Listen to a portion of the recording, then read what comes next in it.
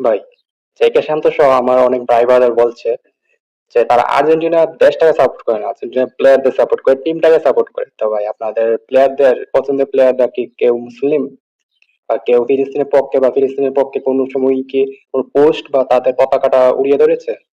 কখনোই না। আর হ্যাঁ ভাই, আর্জেন্টিনার বিপক্ষে কথা বলছি বলে তাই না যে ব্রাজিল, ফ্রান্স, পর্তুগাল, জার্মানি এদেরকে সাপোর্ট করতে বলতেছি।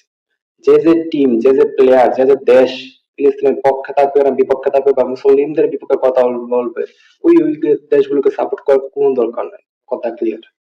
তো ভাই, ভক্ত হন ভাই, অন্ধভক্ত হয়েন না।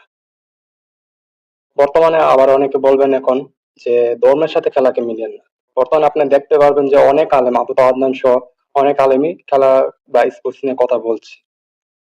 ভাই, শেষে এটাই বলতে চাই যে আপনার ফেভারিট ফেভারিট যে মানুষটা বা প্রিয় মানুষটা যাতে কোনো ইহুদি, খ্রিস্টান বা মুসলমানদের বিপক্ষে কোনো কথা না বলে বা ওইরকম একটা মানুষ না হয়, সবসময় মুসলমানদের পক্ষে থাকে বা মুসলিম হয়, এটাই।